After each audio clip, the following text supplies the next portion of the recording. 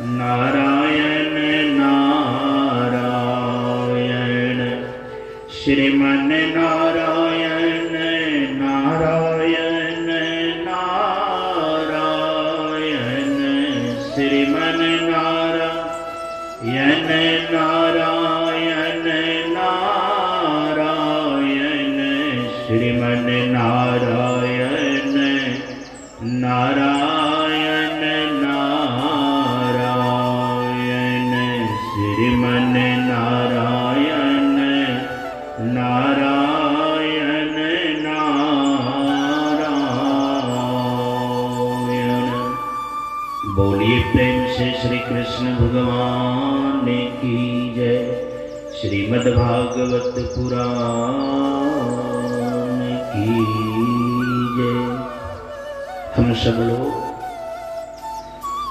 मंत्र पाठ किए, आरती पूजन, तत्पश्चात नाम कीर्तन।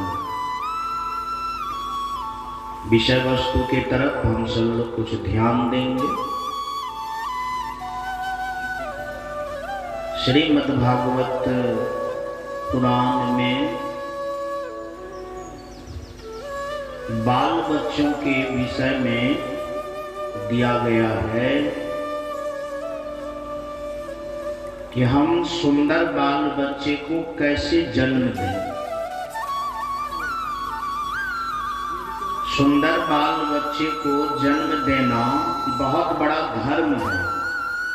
संसार में सबसे बड़ा धर्म है कि हम अपने परिवार में सुंदर बाल बच्चे को जन्म दें, या हमारे परिवार में अच्छा से अच्छा बच्चा का जन्म हो। सब चाहता है, ऐसा चाहना भी चाहिए। संसार में सबसे बड़ा अगर कोई चीज है तो वो मानव है। मानव से बड़ा क्या चीज है?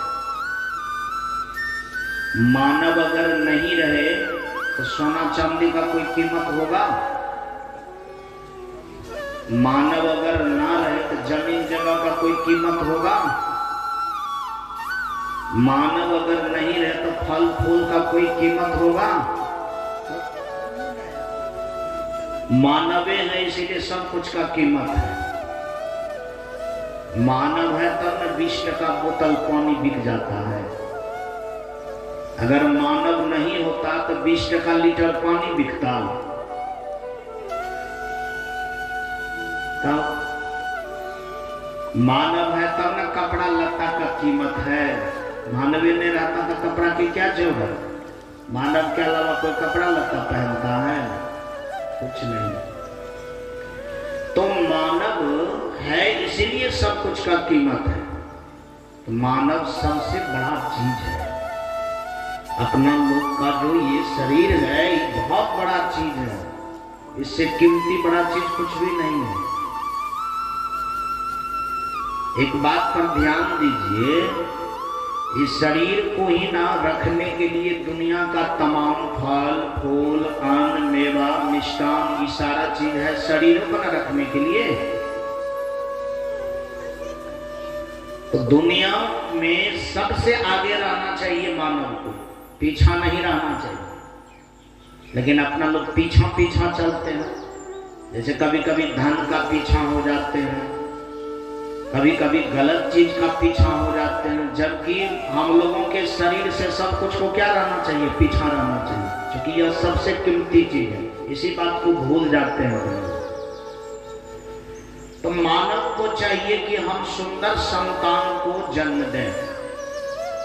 गृहस्थ आश्रम में ये सबसे बड़ा काम है कि आप दुनिया में सब कुछ कर लीजिए, बाल बच्चा अगर सुंदर आपको नहीं हुआ तो सब कुछ करना आपका बेकार हो जाए।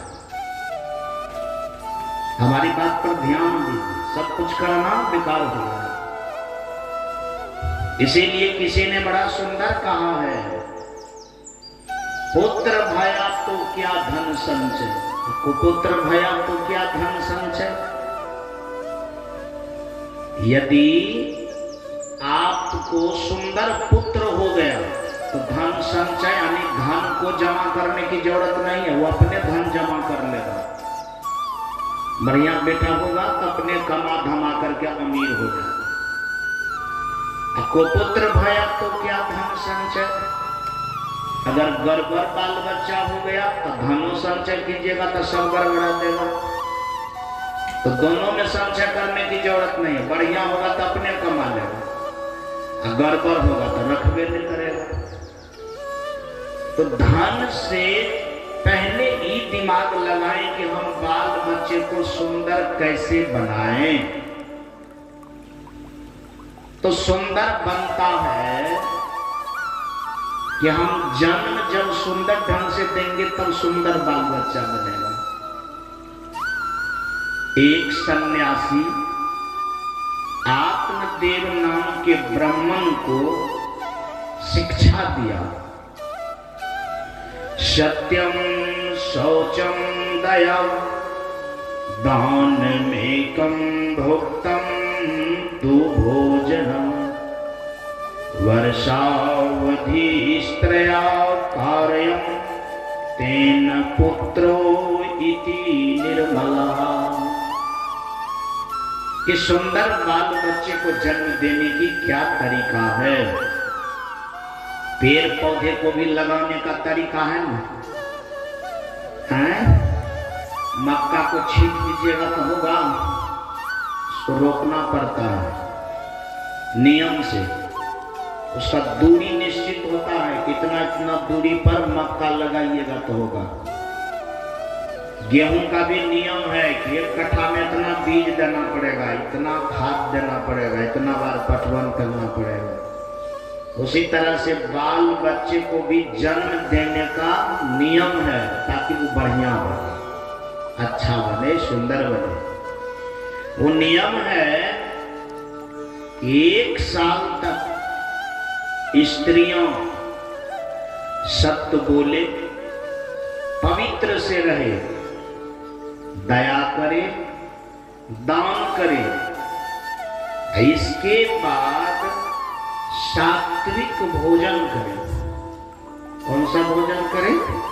सात्विक भोजन करे, संयम से रहे, सारा नियम को याद रखे। तो ऐसे स्त्रियां सुंदर बाल बच्चे को जन्म देती है। ऐसी स्त्रियां कौन चीज को जन्म देती? सुंदर बाल बच्चे। वो सत्य बोले, शौच, शौच मतलब होता है पवित्र से रहे। कौन चीज से रहे? पवित्र से रहे। सब लोग जानते हैं कि बाल बच्चे जन्म कहां से होता है? स्त्री से। कहां से होता है? स्त्री से। सच में जिस घर की स्त्रियां पवित्र रहती है, सुंदर से रहती है, उस घर का सब कुछ सुंदर हो जाता है, सब कुछ। जिस घर के स्त्रियां बढ़िया से रहे, इसीलिए घर के स्त्रियां को चाहिए कि वह जगने के बाद सुबह में सबसे पहले स्नान कर ले। क्या कर ले? स्नान कर ले। क्योंकि घर का सब कुछ निर्भर करता है स्त्री पर। सब कुछ निर्भर किस पर? स्त्री पर निर्भर करता है। स्त्री को चाहिए कि सबसे पहले जगे, वो क्या करे? स्नान करे। स्नान करके ही वह कोई काम करे, बर्तन मंजे, चौका करे, भोजन बनावे, गाय खिलावे, झाड़ू दे, वो सब कुछ कैसे करे? स्नान करे। एक बात मैं पूछना चाहता हूँ, चौका करना, बर्तन मंजना, ये सब तो हुआ पवित्र करना ना। आप जा रहे हैं बर्तन को पवित्र बनाने के लिए, आप स्वयं स्नान किए हुए नहीं है, तो बर्तन कैसे पवित्र होगा? हम पूछते हैं, आप जाते हैं थाली धोने के लिए, आपका हाथ स्वयं साफ नहीं है, तो थाली साफ होगा? कोई चीज साफ करने के लिए पहले हम अपना साफ रहेंगे तब ना साफ होगा। अब बिना स्नान का आप कोई काम कर रहे हैं, आप ही अपवित्र हैं तो और चीज को क्या पवित्र बना पाइएगा? स्त्री को चाहिए कि वो सबसे पहले जग करके क्या करे, नित्य क्रिया से निवृत्त होकर स्नान कर ले। इसके बाद वो क्या करें, कोई काम करें। शौच का मतलब होता है पवित्र। अब आइए देखिए कितना सुंदर बात है कि जो व्यक्ति पवित्र रहेगा वही व्यक्ति न नियम से रह पाएगा। जो व्यक्ति पवित्रता पर ध्यान ही नहीं देता वो नियम से क्या रहेगा? दूसरी बात, स्त्रियां पर परिवार के हर व्यक्ति निर्भर करता है। बिना भोजन का कोई आदमी जिंदा रहेगा? कोई व्यक्ति जिंदा रहेगा? अब भोजन बनाने का काम कौन करती है? स्त्री करती है।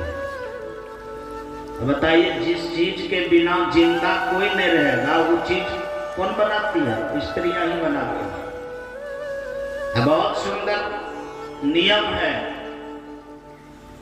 कि भोजन से भी ज्यादा बनाने वाले का मूल्य है। जिस भाव से, जिस विचार से भोजन बनाती है स्त्रियां, वही विचार खाने वाले के जीवन में या तो लाभ पहुंचाता है या तो हानि पहुंचाती है। अब जैसे आप सबके स्वास्थ्य को ध्यान में रख करके भोजन नहीं बनाई, मतलब आपके मन में वो बना दिए, अपना खा लेगा, चाहे उसके पेट में जैसा हो, पचे कि नहीं पचे, ठीक हो कि नहीं हो, इस सब बात का कोई ध्यान नहीं है, केवल आपने बना दिया। तो वो भोजन सच में खाने के बाद आपके घर के परिवार को लायक नहीं करेगा, वो अपकार करेगा। ऐसे घर में बीमारी ज्यादा होती है। क्या होती है? हाँ, अस्वस्थ ज्यादा रहेंगे। बनाने वाले को चाहिए कि हम पवित्र मन से बनाएं, कि चूंकि भोजन पर सबका क्या करता है, स्वास्थ्य निर्भर करता है। तो ध्यान में रखिए कि कैसा भोजन बनाएं ताकि हमारे परिवार में किसी भी प्रकार का दिक्कत किसी को नहीं हो।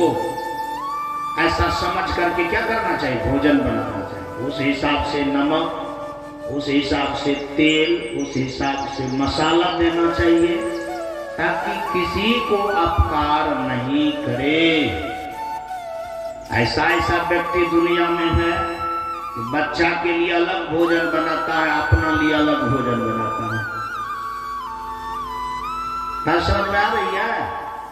अपना लिए भोजन अलग, बच्चा के लिए भोजन काहे? अपना खाता है तेल मिर्चा देसी, या बच्चा खाता है कम, अलग अलग भोजन बनता है। तो बड़ा आदमी को ऐसा नहीं चाहिए कि बच्चे के साथ में हम भी खा लें। अरे बच्चे के साथ में हम ही खा लेंगे, कम में खाएंगे। बड़का आदमी नहीं बुझता है। जब बड़ा आदमी बात में बुझता तो छोटा आदमी बुझ पाएगा।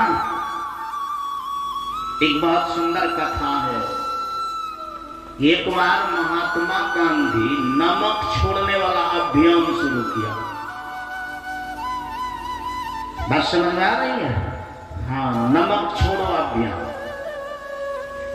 भारतवर्ष को कहा कि अंग्रेज के बनाया हुआ नमक नहीं खाना है।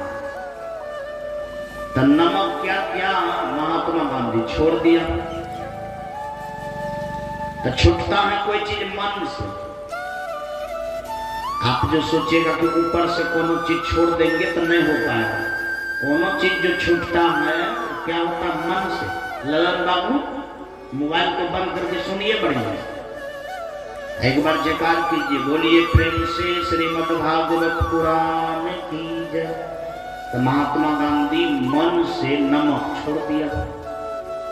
उनकी पत्नी की नाम थी कस्तूरबा गांधी। अपने पत्नी के पास आए, बोले सुनिए हम एक व्रत किया लिया हूं, आज से मैं नमक नहीं खाऊंगा। तो कस्तूरबा गांधी बोले कोई बात नहीं है, आप नमक नहीं खाइए। तब बिना नमक का जो है सब्जी बनी, दाल बना, भात बना, महात्मा गांधी को परोस करके दिया। अब वही सब्जी, वही दाल, वही भात अपने थाली में भी परोस लिया। तो महात्मा गांधी ने कहा कि तू अपने में नमक मिला, हम तो बिना नमक का खाऊंगा क्योंकि मैं व्रत कर रहा हूं।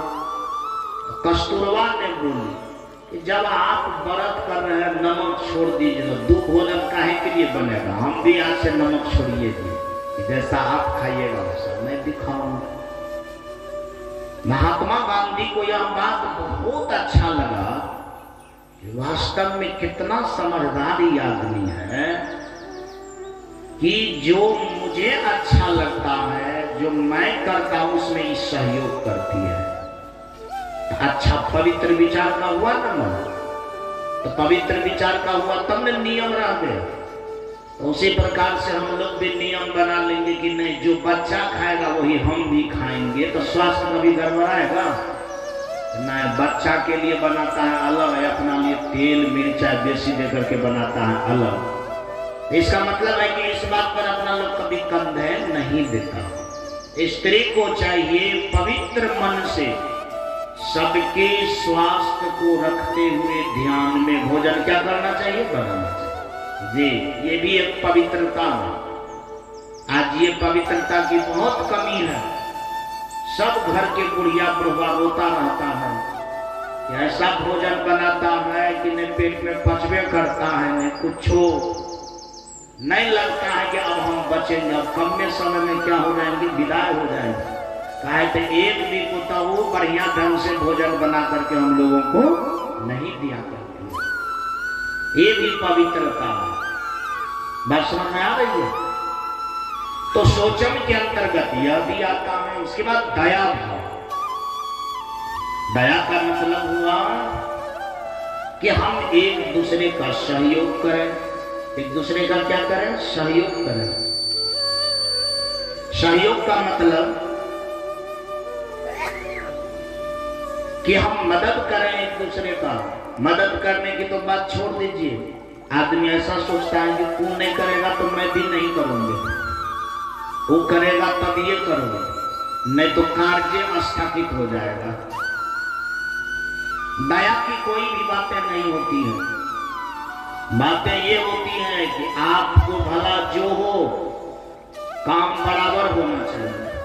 परिवार में अक्सर झगड़ा कौन चीज का होता है, कोई बेसी कमी नहीं करेगा, काम क्या होना चाहिए, बराबर। लेकिन वास्तव में सब आदमी एक जैसा खाता है। परिवार में सब आदमी एक जैसा खाता है। सब आदमी तीनों रोटी खाता है, कोई चारों खाता है, कोई पांचों खाता है, कोई छबो खाता है, कोई थोड़ा सा ज्यादा सब्जी खाता है, कोई कम खाता है। सबका शरीर भी क्या है, अलग अलग किस्म का है। सबके पास में बल भी अलग अलग है, तो काम भी क्या होगा, अलग अलग होगा। लेकिन अपना लोग का माइंड काम करता है कि काम एक जैसा हो, चाहे खाए पिए अलग जैसा, सो बात नहीं है। काम क्या होना चाहिए, एक जैसा, नहीं तो झगड़ा शुरू हो जाता।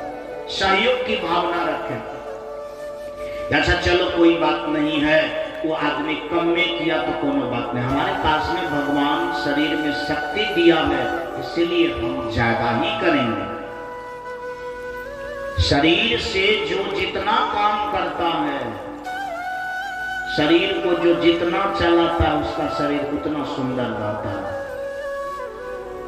गुरु प्रसाद बाबू नाम का एक व्यक्ति था, वो काम से बहुत मतलब रखता था। उनका कहना था कि शरीर काम के लिए है, शरीर का कोई पाठ पुर्जा बनने वाला नहीं है। लकड़ी नहीं ना है कि पकने के बाद इनसे कुछ बनेगा। इसी बात को किसी ने बड़ा सुंदर कहा है। क्या कहा है, मानुष तेरा गुण बड़ा, मांस न आवे का, हार न होते आभरण, त्वचा नबा जनबा। बकरी छकरी जब मरता है तो उसके मांस को क्या किया जाता है? खा लिया। चमड़ा का ढोल बनता है, चप्पल बनता है। मवेशी सब के हड्डी का खाद भी बनता है, लेकिन मानव के हड्डी का कुछ बनता है? मानव के हड्डी में अगर शरीर सट गया तो समझिए छुआया चला जाता। बिना मंत्र से पवित्र होने का कोई उपाय नहीं। कभी कभी झाड़ फूक करने वाला लोग आता है तो कहेगा कि आपके डीह में आदमी के हड्डी है, उसको निकालना पड़ेगा। बात समझ में आ रही है कितना विषाक्त होता है। इसके बाद मानव के शरीर के खाल का ढोल पिपी तो नहीं बनेगा, जूता चप्पल तो नहीं बनेगा, मांस भी कोई काम का नहीं होता। इसलिए मानव का सबसे बड़ा चीज क्या है? गुण। सबसे बड़ा चीज क्या है? गुण। गुण में सबसे अच्छा गुण है दया। दया धर्म के मूल है, पाप मूल अभिमान। अगर आप धार्मिक बनना चाहते हैं तो दया करना पड़ेगा। मूल मतलब जड़ होता है, मूल मतलब जड़। दया जो है वो धर्म का जड़ है। दया के बिना धर्म नहीं। धर्म का ही नहीं होता है मतलब कि हम कथा में आकर के खूब सुनते हैं, सुनेंगे। धर्म का मूल है दया करना।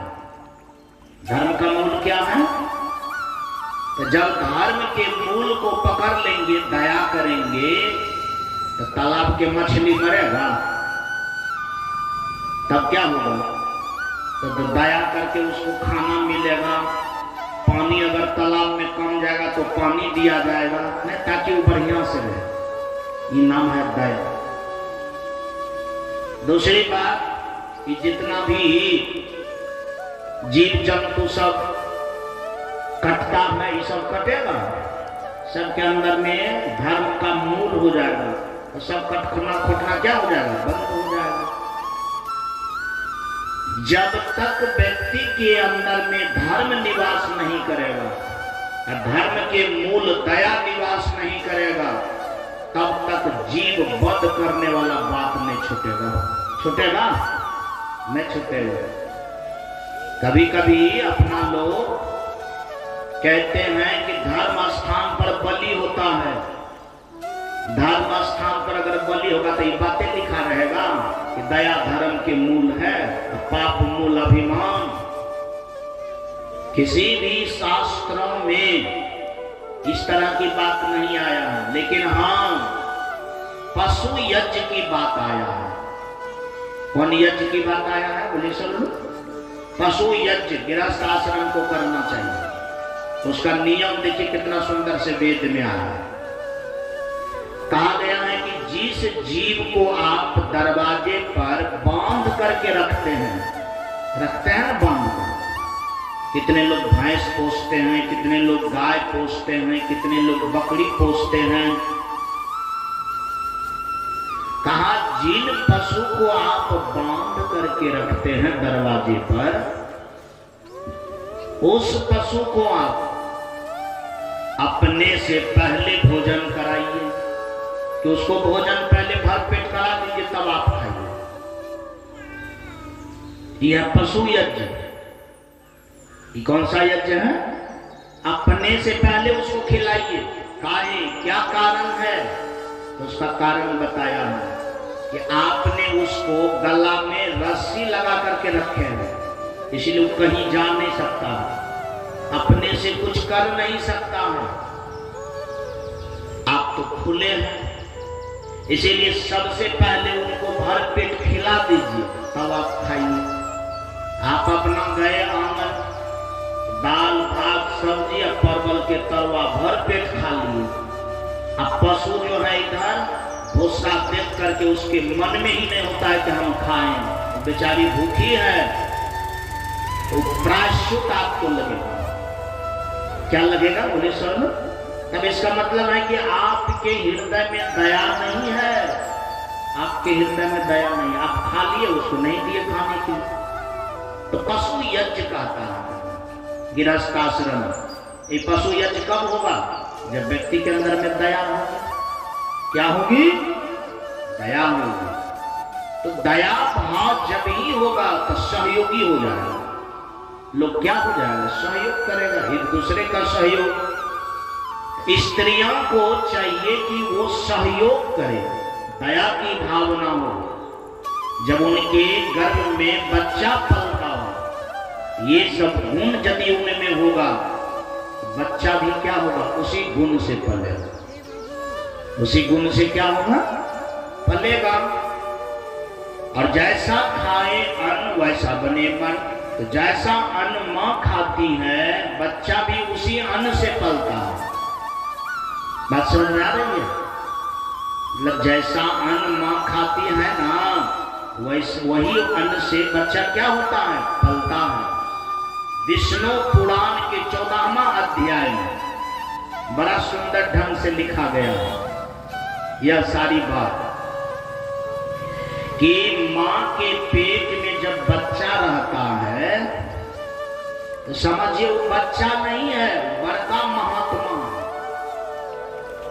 मां के पेट में जब बच्चा रहता है तो उसको बच्चा मत समझिए। क्या समझिए उसको? बड़का महात्मा है।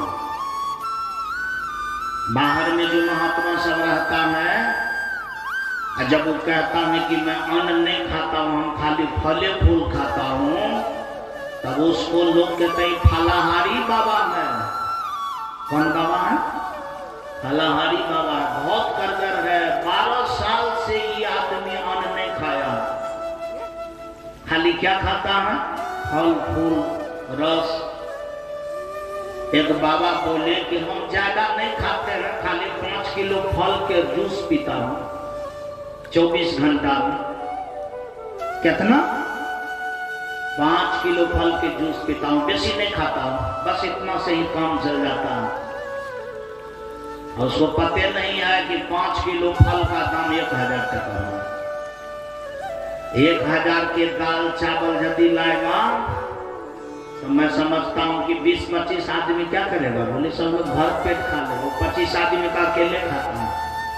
तब कहता है कि हम कम में खाते हैं, 5 किलो के फल का जूस पीता हूं। लेकिन मां के पेट में जो बच्चा पलता है, मुंह से खाता ही नहीं है। कैसे खाता है? नाभि से। अब बताइए, मुंह से न स्वाद लेता है, न बोलता है, न देखता है, न सुनता है, एकदम भगवान के ध्यान में मगन रहता है, लटका हुआ रहता है। वैसा महात्मा आपको बाहर में मिलेगा कहीं? कहां बोले छो? मिलेगा? बाहर के महात्मा तो 100 में का बात झूठो पाई दे। हाँ, सब महात्मा नहीं बोलता है, लेकिन कुछ महात्मा में भी 100 में 1 बात झूठ बोल देता है।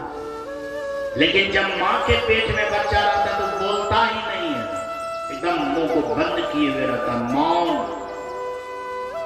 तब तक उसको क्या मानना चाहिए? बहुत बड़ा साधु है भी, उनमें किसी भी प्रकार की बुराई नहीं, न दुनिया को देखा है न कुछ है, एकदम साफ पवित्र है। इसीलिए मां के पेट में जब तक बच्चा रहता है उसको क्या मानना चाहिए? साधु। क्या मानना चाहिए? बोले सब। इसीलिए विष्णु पुराण में है बात कि गर्भवती महिला को सबसे पहले भोजन कराना चाहिए। घर परिवार में अगर भोजन बनता है तो सबसे पहले भोजन किसको कराना चाहिए? बोले सब लोग। आप लोग भी ख्याल कीजिए, गर्भवती महिला जिनके पेट में बच्चा पलता है, काहे तो अपना लोग के यहाँ जब भंडारा होता है तो भोजन बनता है तो सबसे पहले महात्मा को खिलाते हैं ना। कहाँ बात है? तब दूसरे को खिलाते हैं। उसी तरह से ये मानना चाहिए उनके पेट में बहुत बड़ा साधु है, अगर वो भोजन करेगा तो महात्मा खाएगा। इसीलिए सबसे पहले क्या करना चाहिए? उसको भोजन कराना चाहिए। जो व्यक्ति इस नियम का ख्याल नहीं रखता है, समझिए उस साधु का निरादर होता है। क्या होता है बोले सब लोग? हाँ, निरादर होता है। अब इसके बाद एक सोपान और है कि जिनके गर्भ में बच्चा पलता है उसको ख्याल रखना चाहिए कि हमारे पेट में साधु है, इसीलिए मुझे मांस मछली नहीं खाना चाहिए। अब गर्भवती महिला मांस मछली खाती है तो महात्मा को क्या कर रहा है? दिक्कत दे रहा है। वो बेचारे को तो अपना कोनो कुछ तो कर नहीं सकता है, वो इसी के भरोसे जीता है। तो महात्मा के साथ क्या हो रहा है? बोले सब अन्याय। अब जबरदस्ती उनके साथ अन्याय कर रहे हैं। विष्णु पुराण में बात है, आप भी देखिए इस बात को कि बात कितना तक सच्चा है। सोचते हैं अच्छे बाल बच्चे को हम सृष्टि में लाए, ये बात को बिना बूझे कैसे बढ़िया हो पाएगा? हो पाएगा? नहीं हो पाएगा। इसलिए गर्भवती महिला को कभी भी मांस मछली नहीं खाना चाहिए। उसको समझना चाहिए कि मेरा अभी कार्य ब्रह्मा वाला है। गर्भवती महिला का कार्य कौन वाला है? ब्रह्मा वाला। ब्रह्मा का तात्पर्य होता है सृष्टि करने वाले को क्या कहा जाता है? ब्रह्मा कहा जाता है। तो जब तक नारी पेट में बाल बच्चे को बनाती है तब तक उसका स्वरूप क्या होती है? ब्रह्मा। तो ब्रह्मा को ब्रह्मा जैसा रहना चाहिए, दैत्य जैसा रहना चाहिए। कहां बोल रहे हैं? ब्रह्मा को तो ब्रह्मा जैसा रहना चाहिए। लेकिन अगर वह मांस मछली खाती है तो दैत्य जैसा हो गया, राक्षस जैसा हो गया।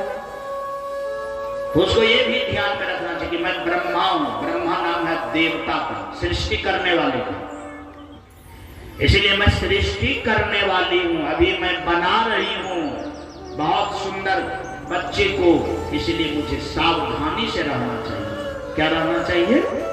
सावधानी से। लेकिन एक बात की भी ध्यान है, उसको मांस मछली नहीं खाना, किसी का जूठा भी नहीं खाना।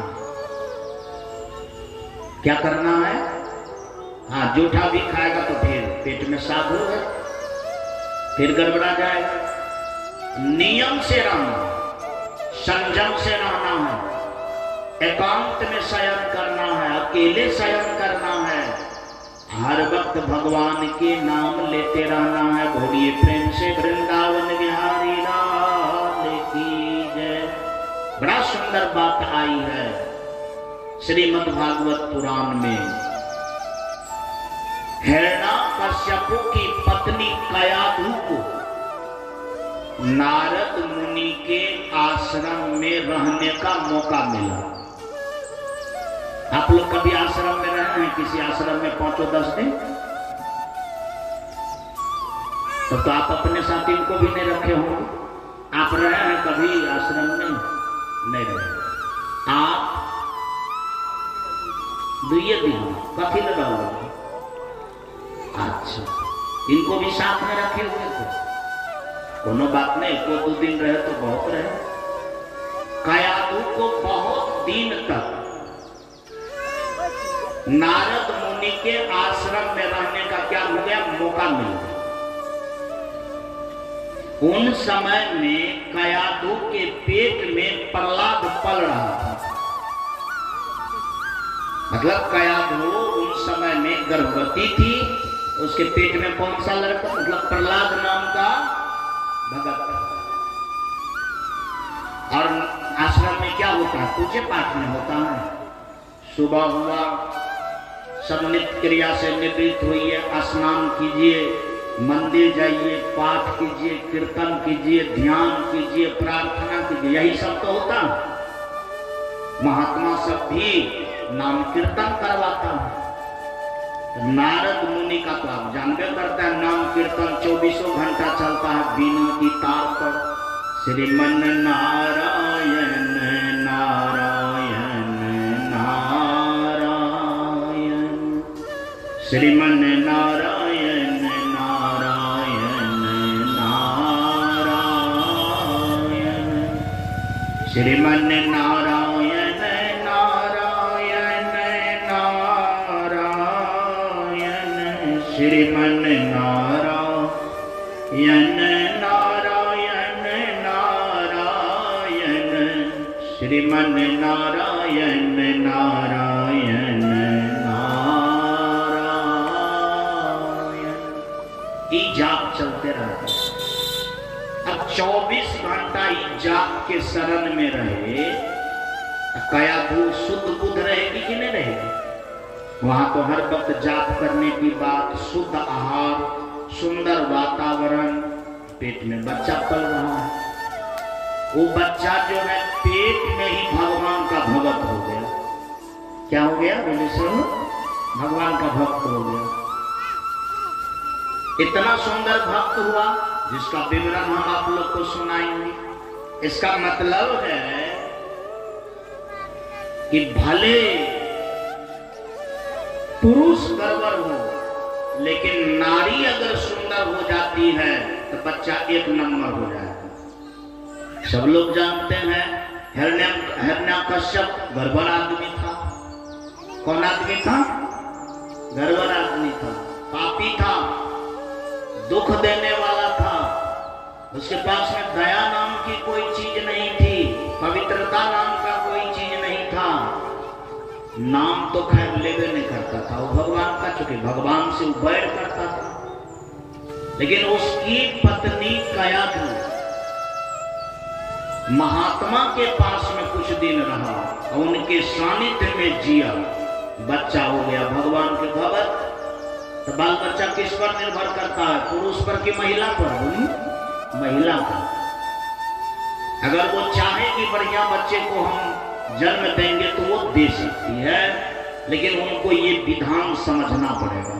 ये विधान क्या करना पड़ेगा? समझना पड़ेगा। आइए देखिए, कहा जाता है कि जो व्यक्ति ये सब नियम को ख्याल नहीं रखता है, समझिए उस परिवार में मानव धर्म को नहीं समझता, और उस परिवार के विषय में कहा गया है, उस परिवार का लोग तब अन्न नहीं खाता है, समझिए खून पीता है। क्या पीता है? खून पीता है। इसका मतलब है कि उनके जीवन में दया नाम का कोई चीज नहीं है। दया होगा, एक नंबर में गर्भवती महिला को भोजन मिलना चाहिए। दूसरा नियम है, अगर वो नहीं है तो एक नंबर में बूढ़ा बूढ़ी को भोजन मिलना चाहिए, इसके बाद बच्चे को मिलना चाहिए, चौथा नंबर में अपना सब लोग खाना चाहिए। इस तरह से भोजन करने का नियम और विधान दिया गया है शास्त्रों में। क्या अपना लोग इस नियम को अपने परिवार में लागू करते हैं? नहीं करते हैं, जैसे मन तैसे हो जाता है। कहा गया है कि जिस घर में इस नियम का प्रत्येक दिन पालन होता है, समझिए भगवान को बिना भोग लगाए भोग लग जाता है। तब भगवान को भोग लगाने की जरूरत नहीं है। समझिए भगवान को भोग लग गया क्योंकि नियम से भोजन हो रहा है। एवं प्रकार से इस सब नियम का पालन करने से बाल बच्चा सुंदर होता है। क्या होता है? सुंदर होता है। मैं इस बातों पर उतना जिक्र नहीं करना चाहूंगा, लेकिन सन्यासी ने यह बात सुनाया था आत्मदेव को, उनकी पत्नी को नहीं सुनाई। पत्नी से तो भेंटे नहीं था। किनको सुनाया? पुरुष को, आत्मदेव ब्राह्मण को। और आत्मदेव को एक फल दिया, क्योंकि आत्मदेव के पास संतान नहीं था, निसंतान था। जिनके पास में बाल बच्चा नहीं रहता है उसको लोग कोसता है कि तुम्हारे पास बाल बच्चा नहीं है, तो उसको समाज में बढ़िया नहीं लगता था। वो चला गया था मरने के लिए, एक तालाब में डूब करके मरना चाह रहा। उसी समय वो महात्मा से भेंट हुआ। महात्मा का मत मरो, मरना ठीक बात नहीं है। बाल बच्चा दुनिया में बड़ा चीज नहीं है, सबसे बड़ा चीज है भजन। सब कुछ को छोड़ करके भजन करो। आत्मदेव ने कहा कि नहीं, हम भजन में मन नहीं लगता, हमको बाल बच्चा चाहिए। कहा जबरदस्ती काम शैतान का, जबरदस्ती काम नहीं करना चाहिए। कोई भी काम अगर कोई करता है, जबरदस्ती करता है, वो काम से सुख में होगा, क्या होगा बोलिए, दुख होगा। काम करना चाहिए एकदम सोच समझ कर। अब आत्मदेव को बढ़िया से कहा, लेकिन आत्मदेव नहीं समझा। कहा ठीक है, वरदान देता हूं, नियम ले लो, इस नियम से बाल बच्चे को जन्म देना। लेकिन जब आत्मदेव अपने पत्नी के पास आया, सब नियम जब बोला, फल जब हाथ में दिया, तो उसकी पत्नी गड़बड़ थी। क्या थी? गड़बड़। सही बात उसको अच्छा नहीं लगता था। घर में अगर स्त्री को सही बात अच्छा नहीं लगना शुरू हो जाए, अगर गड़बड़ बात को ज्यादा प्रेशर देती है, सही बात को नहीं सुनती है, नहीं समझती है, तो समझिए आपका भविष्य खराब होने वाला है। आपका भविष्य क्या है बोले सुनो? हाँ, खराब होने वाला है। एकदम आप इस बात को ध्यान में रखिए। थोड़ा सा परिवार को सुंदर बनाने के लिए भजन पर जोर दीजिए। क्या दीजिए बोले सुनो? हाँ, भजन के कृपा से, कीर्तन के कृपा से, नाम के कृपा से गड़बड़ चीज भी सही हो जाता है। क्या हो जाता है? सही हो जाता है। लेकिन समय के अनुसार कीजिएगा तब। अभी नहीं कि गड़बड़ा गया पूरे तब कीजिएगा तो जल्दी थोड़े होगा। हम पूछते हैं, फसल में सब कीड़ा लग गया, कटनिया काट दिया, तब एक्सरे कीजिएगा तो काम करेगा। लगा तुरंत एक्सरे कीजिएगा तब काम करेगा, तब न भागेगा। जड़ से काट दिया कीड़ा, तब सोचिएगा कि काम करे, कटल का पर काम करेगा? नहीं करेगा। समय से वो अपने पत्नी से जब बोला आत्मदेव, तो उसकी पत्नी हाँ हाँ तो कह दिया, लेकिन भीतर से वो सोचने लगी, दो दुल्हा के बात को मानने में फायदा नहीं है। झूठ बोली, बोला तो हम कर लेंगे, लेकिन मन में क्या सोची, ये फल खाऊंगी, ये नियम का पालन करूंगी, तो हमारे पेट में बाल बच्चा पलेगा, पेट मेरा बड़ा हो जाएगा, चलने में दिक्कत होगा। यदि वर्षा में बाढ़ आ गया तो दौड़ नहीं पाऊंगे, तो भागिए नहीं पाऊंगे, तो मरिए जाऊंगी पानी में डूब कर। इसीलिए ये काम ठीक नहीं। दूसरा नंबर में सोचा कि पेट में बाल बच्चा पलेगा, प्रसव काल में बहुत पीड़ा होती है, यदि मरिए जाए तो फिर समस्या हो जाएगी। कहने का तात्पर्य ये है कि वो सोची कि बिना बच्चे का रहने में बढ़िया फ्री रहूंगी। बाल बच्चे के फेरा में रहना ठीक बात नहीं है। कितना महिला का विचार बड़ा गड़बड़ होता है कि बाल बच्चा जब होता है ना, तो डॉक्टर के पास चली जाती है, कहती है कि डॉक्टर साहब हम अपने बच्चा को दूध पिलाना नहीं चाहती हूँ। सोने तो हम पैसा वाले लोग हैं, अगले बगल के दूध से हम काम चला लेंगे, हम अपना दूध नहीं पिलाऊंगी, मुझे ऐसा सुई दीजिए कि हमको दूधेले हो। बोलिए प्रेम से वृंदावन बिहारी लाल की जय। शास्त्रों में कहा गया है ऐसे महिला को बाल बच्चा को जन्म ही नहीं देना चाहिए। समझ में आ रही है? देना ही नहीं चाहिए, क्योंकि वो कठोर है। ऐसा ऐसा भी महिला होती है, स्त्री होती है। अब देखिए क्या हुआ, ऐसा सोच करके वो फल एक गाय को खिला देती है। किसको खिलाती? गाय को खिलाती। गाय गर्भ धारण की, साधु महात्मा का दिया हुआ चीज था। अब गाय तो स्वभाव से दयालु होती है ना, स्वभाव से पवित्र होती है ना। गाय तो स्वभाव से बोलती ही नहीं है, तो सत्य क्या बोलेगी, असत्य क्या बोलेगी, वो तो सत्य ही रहती है। इसका मतलब है अब भोजन भी उनका हर वक्त सात्विक ही रहता, असात्विक भोजन तो करता ही नहीं है। करता है गाय के नाद में अगर एक ठो मछली चला जाए तो क्या उस नाद में वो भोजन करेगी? बोले सुनो, नहीं करेगी। अगर मांस का छोटा टुकड़ा भी नाद में चला जाए तो क्या वो भोजन करेगी? उसका नाम क्या बता देगा कि ये भोजन हमारे योग्य नहीं है। हमको तो बड़ा आश्चर्य लगता है, कोई आदमी अगर कंठी माला ले लेता है ना तो वो कहता है हम तो वैष्णव आदमी है। कौन आदमी है? बोले सर, हाँ वैष्णव। वो अपने को समझता है कि हम महात्मा हो गया।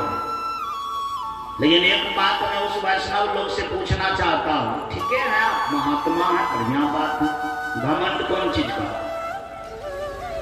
क्या आप महात्मा हैं, लेकिन हो सकता है आप भी खाए पिए हैं, आपके घर में भी कितना लोग खाता पीता होगा, या अभी नहीं खाता है तो पहले भी पीढ़ी में खाया होगा। लेकिन तो गाय, भैंस, बकरी कितना खानदान से वैष्णव है, उसका कोई ठिकाना है? बोले सब कभी खाया ही नहीं, जाना ही नहीं है। तो उनको बेसिक घमंड किसको होना चाहिए? गाय भैंस को होना चाहिए, आदमी को? किसको होना चाहिए? बोले सब। अरे यहाँ पर जितने लोग बैठे हैं ऐसा कह सकते हैं कि हमारा परिवार का सब आदमी वैष्णव है? बोलिए, कह सकते हैं? यहाँ पर बैठे जितने लोग हैं कह सकते हैं? हाँ कहिएगा कि नहीं हम वैष्णव। लेकिन आपका पीढ़ी से वैष्णव चलता आ रहा है तीनों पीढ़ी से वैष्णव। शास्त्रों में एक बात का बड़ा वर्णन आया, 3 पीढ़ी से जो वैष्णव होता है उसके घर में जो बाल बच्चा का जन्म होता है उस बच्चा को जन्म से मुनि कहा जाता है। क्या कहा जाता है? बोले सब। हाँ, जैसे पीएचडी कर लेता है तो डॉक्टर शब्द लग जाता है ना कि डॉक्टर अशोक कुमार, क्योंकि पीएचडी किया हुआ है।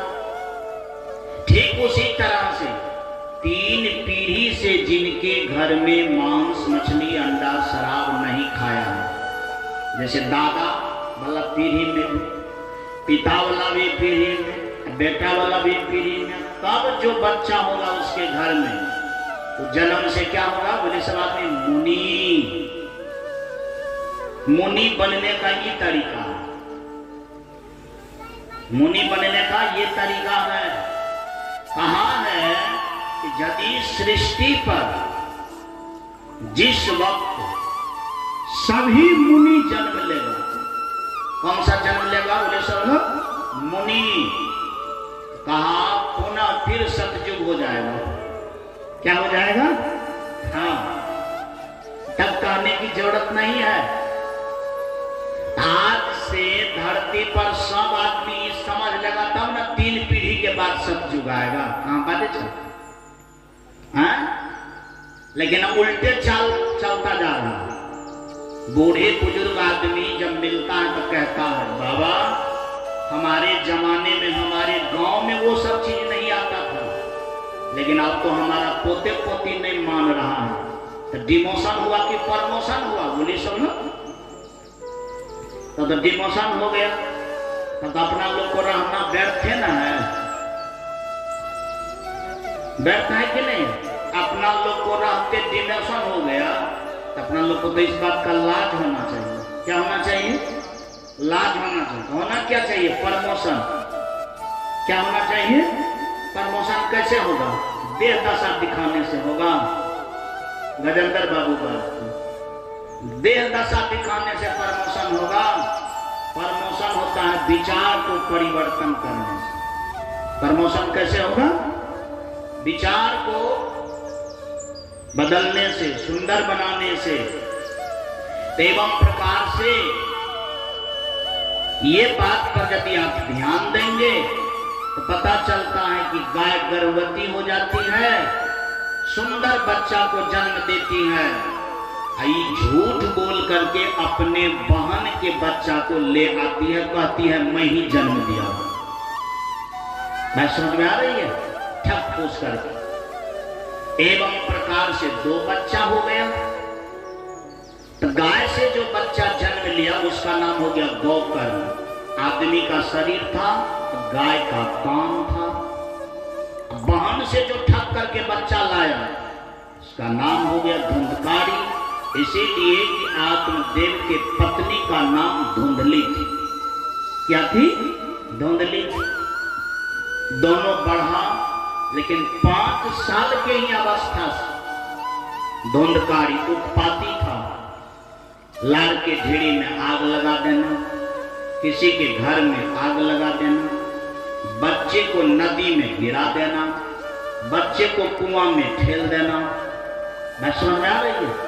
किसी के भुट्टा तोड़ लेना, किसी के कोनो चीज अपराध करना, दूर दराज से ही बड़ों लोग को गाली देना, स्कूल जाने का नाम नहीं लेना, ये सारा चीज उसमें भरा पड़ा था। बच्चे से आत्मदेव को लोग सब आता था प्रचारने के लिए कि तुम्हारा बेटा हमारे बेटा को कुआं में गिरा दिया, कहने टूट गया, चलो डॉक्टर से इलाज करवा दो। 10,000 उसी में लग गया। कोई आया कह रहा है कि हमारे घर में आग लगा दिया, घर में बहुत सामान था, जल गया, उसका जुर्माना भरो। और जुर्माना भरो, डेली जुर्माना भरेगा तो धन रहेगा, सब धन तितर बितर हो गया।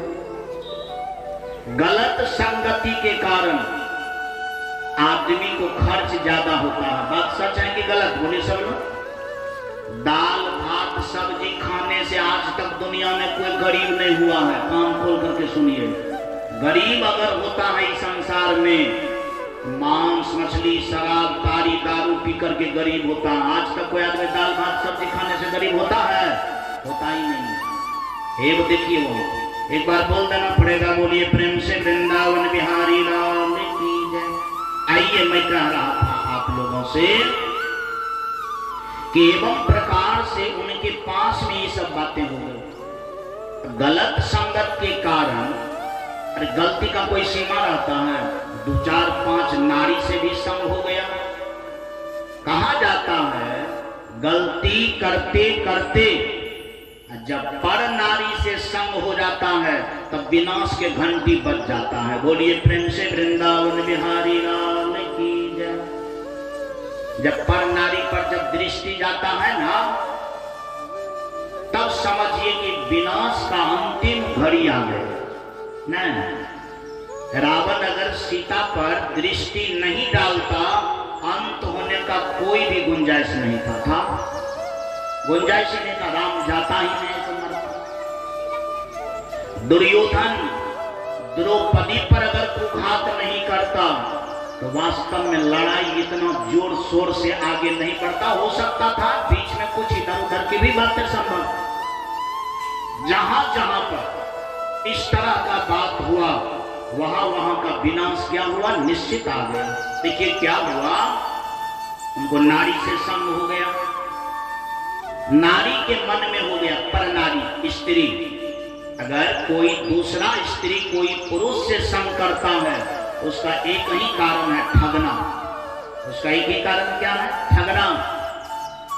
अगर कोई पुरुष एक स्त्री के साथ में है, पति पत्नी के रूप में, वही तो प्रेम माना जाता है। बात बाकी जितना भी बात विचार है, वो सब में ठगाई होता है। क्या होता है? ठगाई होता है। एवं प्रकार से क्या हुआ, सब नारी एक दिन विचार किया, धुंधकारी गलत आदमी है, इसके पास में दौलत नहीं है, और जो भी बचा है दौलत ये सब खत्म हो जाएगा। हो सकता है किसी दिन राजा पकड़ लेगा, इसको फांसी दे देगा, तब तो इनसे कोई लाभ नहीं हो पाए। इसलिए एक काम करना चाहिए, इनको मार देना चाहिए, इनका जो भी धन सरपस है सब लेकर के भाग जाना चाहिए। सब नारी मिलकर के एक दिन धुंधकारी को क्या किया? चढ़ा करके मार दिया, आग में झड़का झड़का करके मार दिया, और जितना दौलत था सब क्या हुआ? लेकर के भाग गया। कहा गया कि धुंधकारी मरा न तो प्रेत बन गया। क्या बन गया? प्रेत। प्रेत का मतलब होता है दुख देने वाला। प्रेत का मतलब क्या होता है? हमरा तो लगे इतना कि आप सब प्रेत घरे में चल आए, आरा तारा छोड़ दिल के सब प्रेत। अब आरा तारा में नहीं रहता है, जंगल झाड़ में नहीं रहता है। हम आज तक बहुत जंगल झाड़ में रहा हूं, क्योंकि अक्सर बहुत जगह मुझे लोग स्कूल में देता है रहने। स्कूल के बगल में तो जंगल झाड़ रहता है, बस समझ में आ रही है।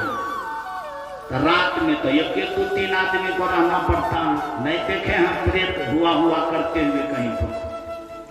सब प्रेत आजकल घरे आ गया है। आज गांव में घूमिए सवेरे सवेरे 2-4 जगह झगड़ा फंसते रहेगा, उठता है गाली गलौज शुरू। समझ में आ रही है। जिस घर में प्रातः काल उठ करके झगड़ा होता हो, समझ जाइएगा कि वो उस घर में आदमी नहीं, वो सब प्रेत है। सब क्या है बोली सब ना, हाँ प्रेत है। इसीलिए शुरू दुख देने से ही हो रहा है।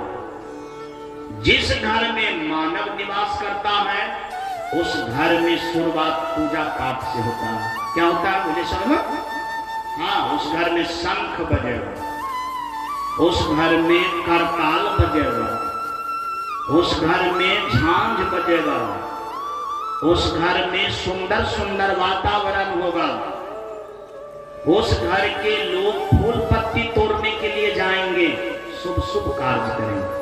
समझिए कि नहीं, यहाँ मानव का वासा है, मानव का पहचान है। जहाँ पूजा हो, पाठ हो, शंख फूकने की बात हो, जिनके दरवाजे अंगना पर तुलसी का पौधा भरा पड़ा हो, समझिए कि वास्तव में वो मानव का क्या है, परिवेश है। जिस घर में सुबह हुआ झगड़े शुरू, अब वो झगड़ा कब तक ठेलेगा पता नहीं, अब कब बीच में भोजन मिलेगा उसका कोई ठिकाना नहीं। तो समझिए कि प्रेत वाला फेरा है। कौन वाला फेरा है बोले सब ना, हाँ प्रेत वाला। इसलिए प्रेत मर करके नहीं बनता है, प्रेत बनिए करके जो मरता है वही आदमी प्रेत होता है। बस समझ में आ रहा है। ये नहीं कि मर करके प्रेत बनता है, सो बात नहीं है। उसका सारा खाका प्रेत वाला होता है, इसीलिए मरता है तो प्रेते होता है। धुंधकारी मर करके प्रेत हुआ ऐसी बात नहीं है, प्रेते बन करके मारा, प्रेत बन करके मारा इस तरह से कि जब धुंधकारी बहुत गड़बड़ सरबड़ करने लगा, तब एक दिन रो रो करके बड़का बेटा गोकर्ण से कहा कि बेटा आज मुझे सन्यासी का बात याद आ रहा है। सन्यासी कहा था कि बलजुमनी काम शैतान का, कहता था कि बाल बच्चा नहीं होगा तो बढ़िया होगा, हम जबरदस्ती मांग लिए इसीलिए ऐसा हुआ। अब बेटा कहो हम क्या करें? तब बेटा उपदेश दिया, देहे अस्थि मांस रुधिरे निमतिम त्याज त्वं जात सुता ही सदा ममतां विमुच्य पाश्यः निशं जगदिहं क्षणभंगुरं निष्ठं वैराग्य राग रासको भवः भक्ति निष्ठः। आप पिताजी आप तो ज्ञानी आदमी हैं, वेद पाठी ब्राह्मण हैं, आप तो वेदों को जानते हैं। ये शरीर तो हड्डी मांस नस खून से बना हुआ है, क्षणभंगुर है।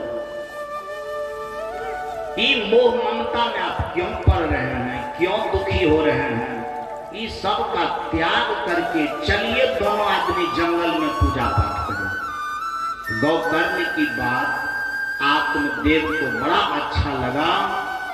दोनों बेटा बाप मिल करके कहाँ चला गया बोले सुनो, जंगल से। अब पिताजी को भी भगा दिया, अब बड़का भाई को भी भगा दिया ये चंडाल। तो इसका नाम प्रेत हुआ कि नहीं हुआ बोले सुनो? तो जिंदे में प्रेत हो गया कि मरने के बाद प्रेत हुआ? जिंदे में प्रेत हो गया तो बाप को भागना पड़ा।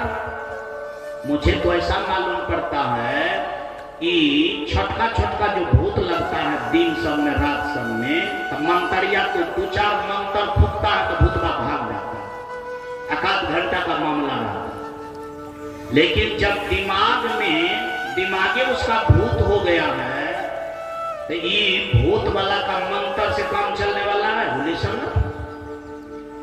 तो कौन भूत बेसी हुआ? मंत्र से भागने वाला भूत बेसी हुआ कि मंत्र जहां काम ही नहीं करता वो बेसी वाला भूत हुआ? तो जहां मंत्र काम नहीं करता वो भूत जाता हुआ। तो धुंधकारी देखिए कितना बड़ा भूत था, कि उनके डर से पिताजी को क्या करना पड़ा, बोले सब आदमी भागना पड़ा। बड़े भाई को भी क्या करना पड़ा, भागना पड़ा। तब देखिए भूत का लक्षण, माँ को गाली देना शुरू किया, सुबह शाम खाना टाइम पर नहीं देता था। तब माँ एक दिन चिंता से कुआं में डूब करके मर गई। अब बताइए, बेटा के डर से कुआं में डूबना पड़ा, तो धुंधकारी पहले भूत था कि मर करके भूत हुआ, बोले सब पहले भूत हो। अब इस बात से अपना लोग अपने को पहचाने कि मैं कैसा हूं, मेरा अस्तित्व कैसा है, मैं तो भूत नहीं हूं। हम भी तो भूत बन करके किसी को दुख नहीं दे रहा हूं। वास्तव में जो भूत बन करके मरता है क्या होता, भूत होता, प्रेत। मरने के बाद प्रेत नहीं होता, वो बन जाता है इसी समय। मरकर जो प्रेत हो गए, तो प्रेत का तो काम है एक दूसरे को दुख देना। जब धुंधकारी मर गया तो गोकर्ण घर आया। गोकर्ण सब चीज किया। मरने के बाद उसमें भी ब्राह्मण जाति का लोग था, तो ब्राह्मण लोग तो काम क्रिया बढ़िया से न कराएगा। जब दूसरे का कराता है तो अपना बढ़िया से कराएगा। अच्छा से किया, श्राद्ध किया, संपिंडन किया, गाया में जाकर के पिंडदान किया, सब कुछ किया। और एक दिन सब कुछ करके घर में सो रहा था, उसी समय प्रेत आ गया, धांधली मचाया। गोकर्ण पूछा तुम कौन हो? चिंता मत कीजिए भैया, हम आपके छोटका भाई हैं धुंधकारी। देखिए हम प्रेत बन गए, हमको बड़ा दिक्कत होता है, उपाय करके मुझे इस पाप से हटाइए। तो कहा कि तुम्हारे लिए तो मैंने श्राद्ध किया, संपिंडन किया, गाया में पिंडदान किया, चारों वर्ण को खिलाए, सब टका पैसा सठा दिए, कितना जमीनों जगह बिक गया है। अब क्या करेंगे? फिर भी मुझे प्रेत योनि से फुर्सत नहीं हुआ। तब उन्होंने गोकर्ण साधना से, ध्यान में होकर, मस्तिष्क में जाकर विचार किया क्या करना चाहिए। यहाँ पर बात आई है कि सूर्य से जाकर के पूछा। सूर्य से जाकर के पूछने का मतलब होता है ज्ञान में विचार करना। क्या करना, बोले सब? जैसे सूर्य में प्रकाश होता है वैसे ज्ञान में भी प्रकाश होता है। बात समझ में आ रही है? ज्ञान में भी प्रकाश है, सूर्य में भी प्रकाश है। सब लोग से मैं पूछना चाहता हूं, ज्ञान से तो बुराई भाग जाता है, जीवन का भागता है ना। सूर्य के प्रकाश से बुराई भागता है। बाजू सब लोग, सूर्य के प्रकाश से मानव के अंदर का बुराई नहीं भागता, ज्ञान से बुराई भाग जाता है। तो बेसी प्रकाश कौन सूर्य में हुआ, ज्ञान वाला सूर्य में कि ऊपर का सूर्य में? बाजू सब लोग, ज्ञान वाला सूर्य में ज्यादा प्रकाश हुआ। यदि ज्ञान वाला सूर्य काम करना शुरू कर दे तो 12 बजे रात में 12 बजे दिन में कोई अंतर होगा? अज्ञान वाला यदि प्रकाश काम नहीं करे तो 12 बजे दिनों में डकैती, चोरी, बेविचार शुरू नहीं हो जाएगा? बोले सब लोग। तो सबसे कारगर सूर्य किसका नाम है? ज्ञान वाला सूर्य। नहीं, इस सूर्य से नहीं पूछा, ज्ञान में जाकर के गोकर्ण ने पूछा क्या करना चाहिए। तब गोकर्ण को पता चला कि बाहर से काम नहीं होगा, काम भीतर से होगा। काम क्या होगा, बोले सब लोग? हाँ। तब ज्ञान वाला सूर्य कहा कि ज्ञान वाला काम करो। ज्ञान वाला सूर्य क्या कहा? ज्ञान वाला काम करो। कहा ज्ञान वाला काम क्या है? कहा ज्ञान वाला काम है ज्ञान यज्ञ। ये भी अभी ये कौन सा यज्ञ है, बोले सब लोग? ज्ञान यज्ञ। एक कर्म यज्ञ होता है जिसमें हवन होता है, बहुत प्रकार का कर्म कांड होता है। ये जो है ये ज्ञान यज्ञ, इसमें कर्म कांड बहुत कम होता है। बात समझ में आ रही है? इसमें केवल ज्ञान ध्यान की क्या होता है, चर्चा होता है। ये बात कहां से पता चला? ज्ञान वाले सूर्य से। तो गोकर्ण ने क्या किया, ज्ञान यज्ञ शुरू किया और कहा था वो प्रेत को आवाहन कर लीजिएगा। याद रहे, कभी कभी लोग कहता है कि कथा में अच्छे आदमी को आना चाहिए। कथा में अच्छा आदमी आकर के क्या करेगा, वो तो अच्छा है ये है। हम पूछते हैं कि स्कूल में पीएचडी आदमी जाकर के क्या करेगा? पढ़ाई करेगा। अब तो पीएचडी कर लिया। स्कूल कौन जाता है? जो पढ़ा हुआ नहीं है वो आदमी स्कूल जाएगा।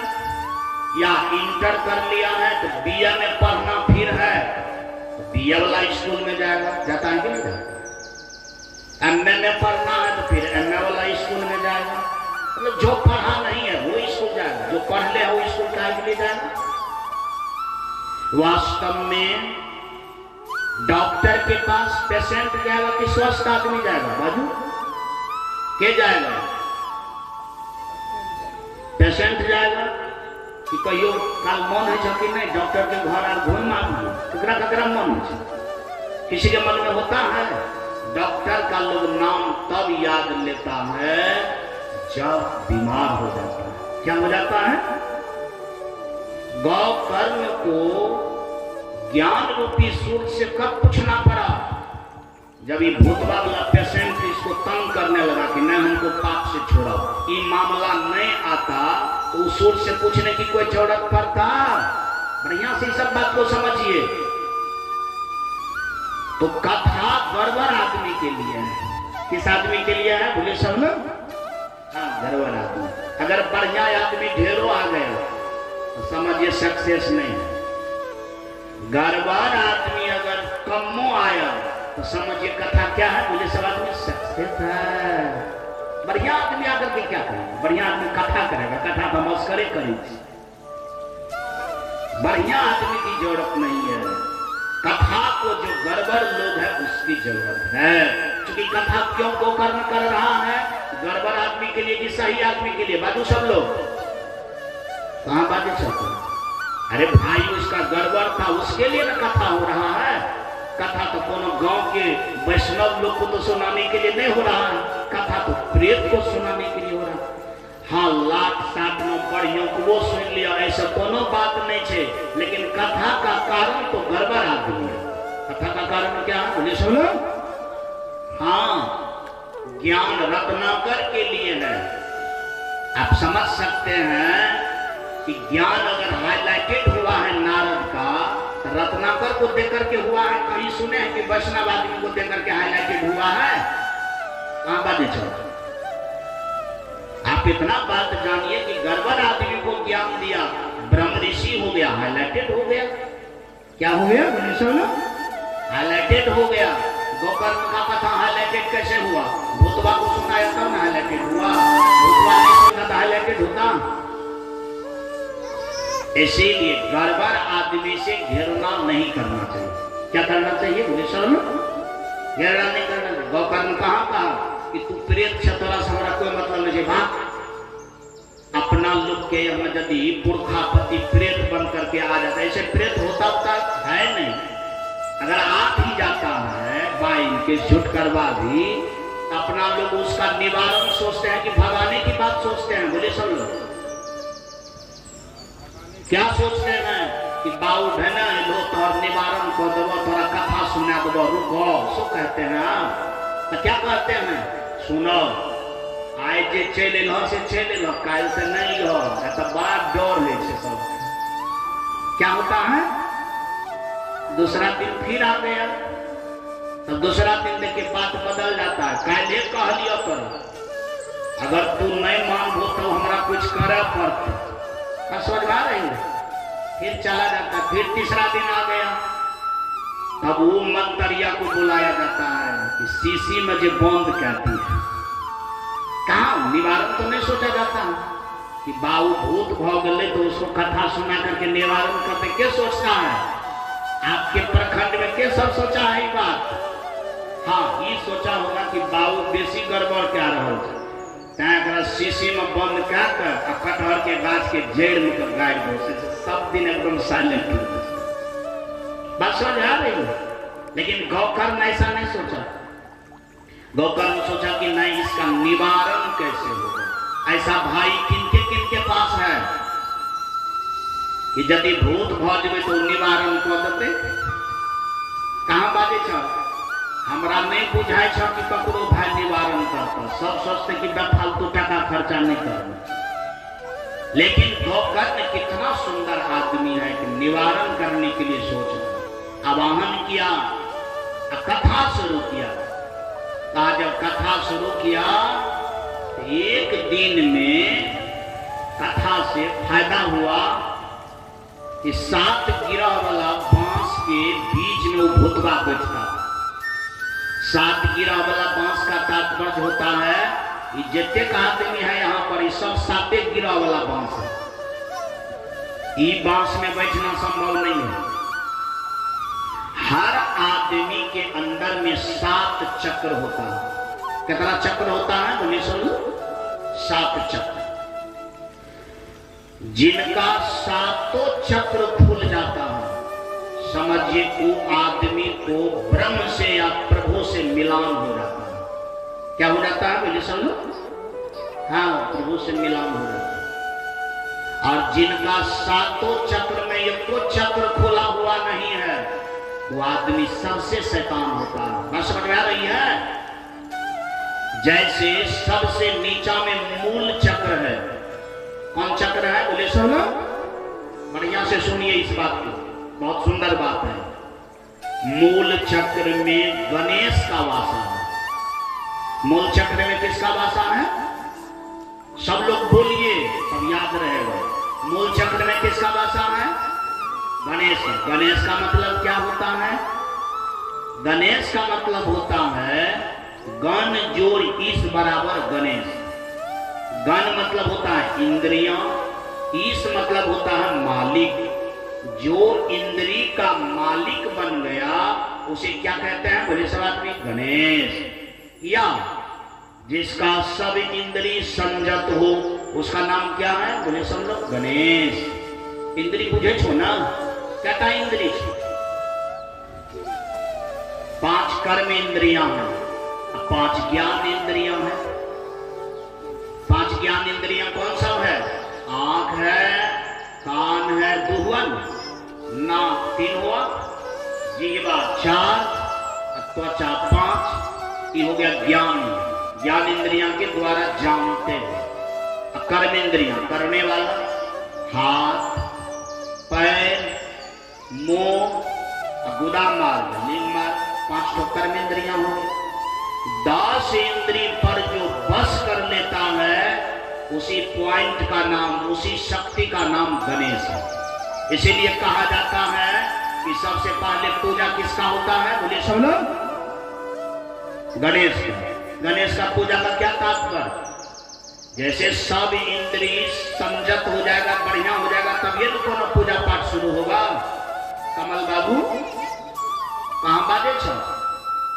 सब इंद्री संयत हो जाएगा, सुंदर हो जाएगा, तब ये ना पूजा पाठ शुरू होगा। और जब सब इंद्री भंग ठालेंगे तो कौन पूजा शुरू होते? हनुमान पूजा शुरू होते कि राम पूजा शुरू होते? कौन पूजा शुरू होता? तो दोनों पूजा में होगा।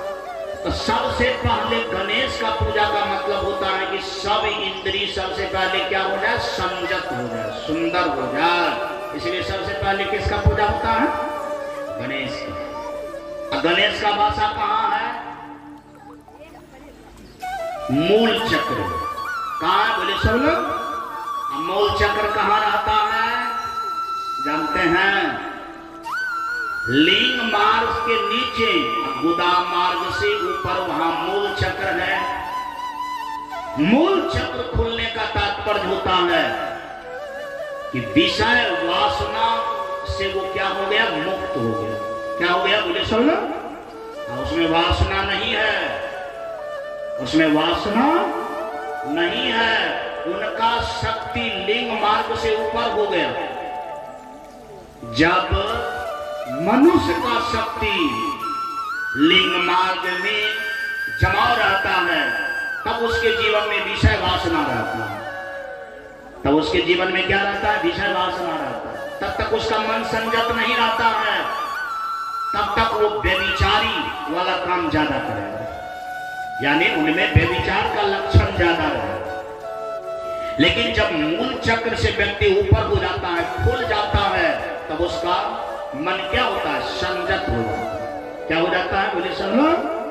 हाँ, संयत हो जाता है। देखिए ये सब कमाल है। इसलिए गणेश का पूजा क्या होता है? पहले होता है। बिना गणेश का पूजा का दुनिया में कोई पूजा नहीं होगा। वास्तव में प्रेत जब कथा सुना तो पहला दिन मूल चक्र उसका क्या हो गया? खुल गया, ऊपर हो गया। ऊपर हो गया तो उसका दिमाग हल्का हो गया, उसको थोड़ा सुख बुझाया, शांति बुझाया। 7 दिन में सहस्त्र चक्र तक आ गया। 7 दिन में यो चक्र खुल गया, ब्रह्म से भेंट हो गई। ब्रह्म से क्या हो गया? सब पाप से मुक्त हो गया। और जब ऐसा हुआ भगवान का विमान आ गया। कौन चीज से आप क्या हो गए? मुक्त हो गए। इसीलिए आपको परम धाम से बुलावा आया, आइए इस पर पधारिए, चलिए। तो प्रेत के साथ साथ बढ़िया होगा आदमी बहुत सुना था, जो अपने को वैष्णव कहता था, महात्मा कहता था, बढ़िया आदमी अपने को मानता था, वो सब हल्ला किया कि इस विमान पर हम लोग भी चढ़ेंगे। कहा है? कहा इसलिए कि कथा सुना तब में इसको विमान पर चढ़ा रहे हैं, नहीं तो प्रेत है। हम लोग तो बढ़िया आदमी, हम लोग को भी चढ़ने दीजिए। कहा तुम लोग को नहीं देंगे चढ़ने की। कहा क्यों? कहा इसलिए कि प्रेत नियम से कथा सुना। क्या सुना है? बोले सुना? हाँ, नियम से सुने हैं आप लोग भी, लेकिन आप लोग नियम से नहीं सुने हैं। का प्रेत तो सुना है इसलिए कि हम मुक्त हो जाएंगे। क्या हो जाएंगे? हाँ, हमको मुक्त होना है, हमको बड़ा दिक्कत होता है। प्रेत तो इस भाव से सुना है, लेकिन आप लोग तो इस तरह से आए थे कि अच्छा कथा है तो चलो चलो देखिए कथा केहन छे।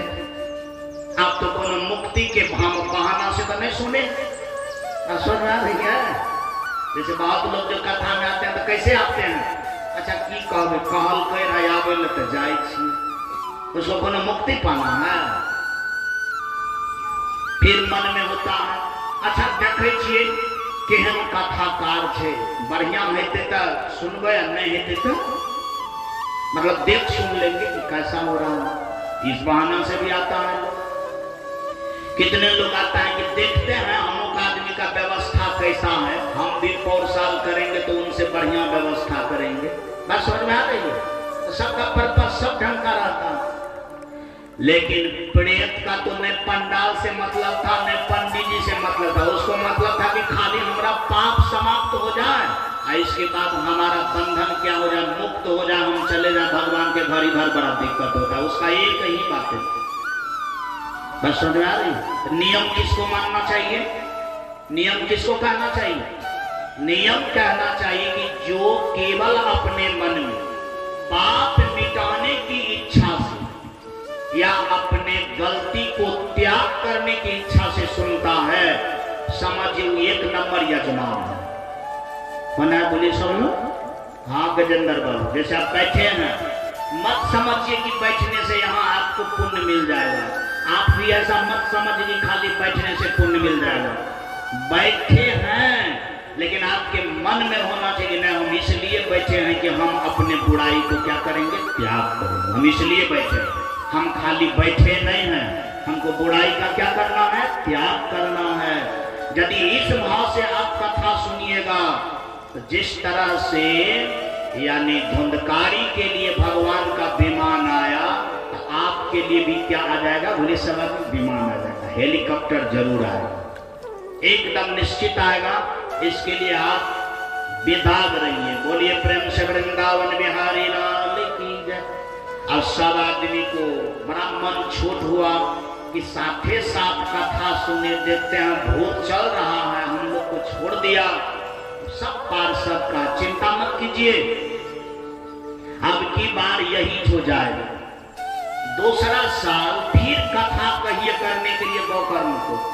बस समझ आ रही? और आप लोग भी नियम से सुनिए, आप लोग भी नियम से सुनिए तो आप लोग को भी ले जाएंगे। वास्तव में दूसरा साल पुनः फिर कथा हुआ, तब सब आदमी पुनः नियम से सुना, तब सब आदमी को फिर ले गया। बोलिए प्रेम से श्रीमद् भागवत पुराण की जय। तो सुनना सबसे बड़ी बात नहीं है, बड़ी बात है नियम से सुनना।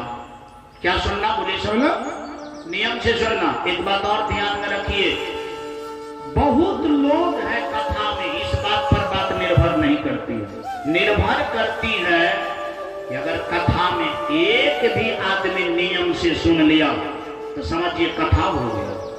क्या हो गया बोले? सब लोग कथा हो गया। एक आदमी, चूंकि इस कथा में आदमी तो बहुत था लेकिन चर्चा तो केवल धुंधकारी का हुआ, इसीलिए कि नियम से केवल वही तो सुना है। तो कथा किसके लिए हुआ? एक आदमी के लिए।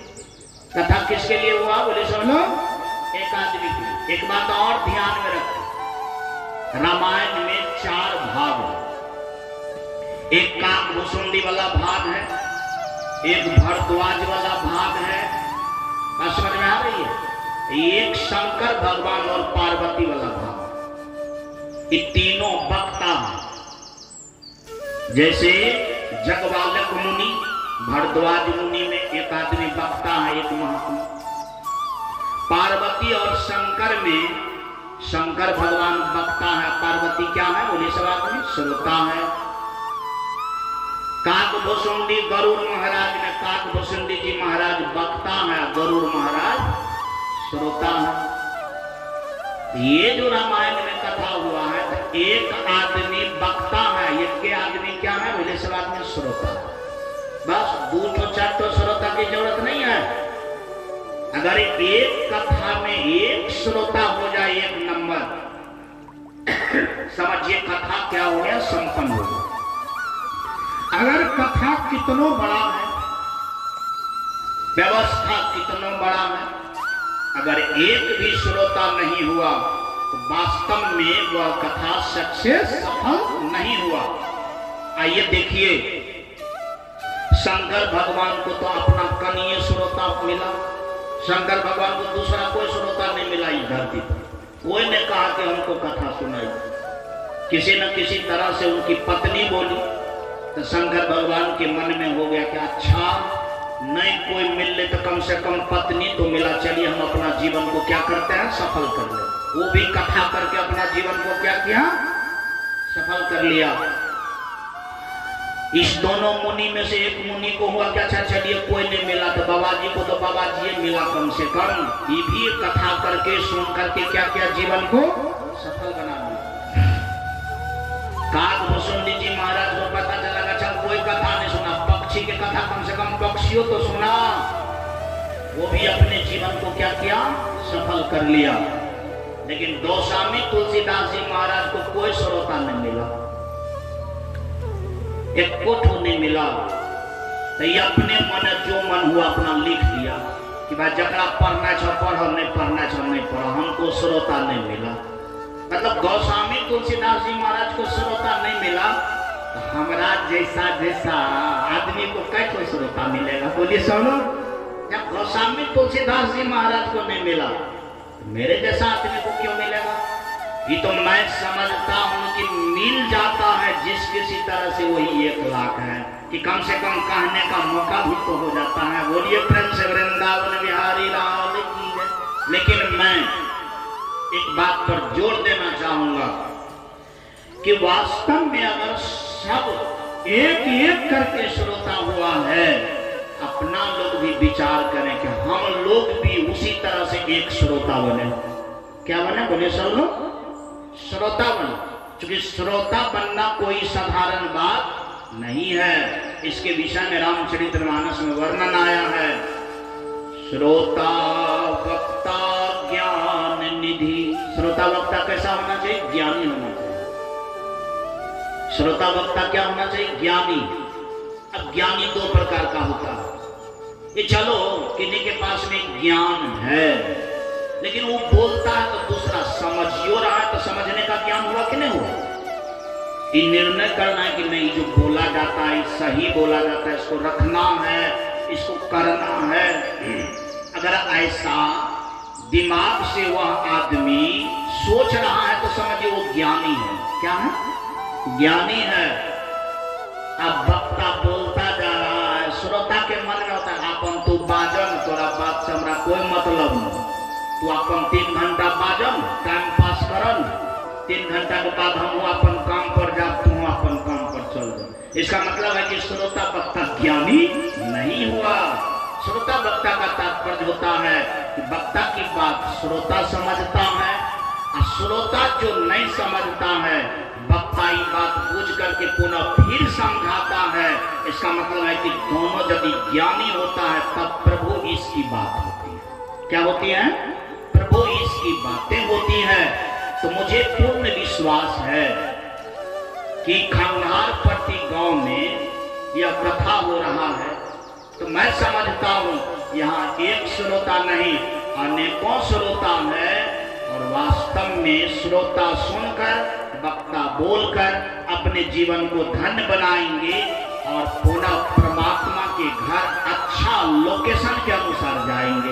एक बार बोल देना पड़ेगा,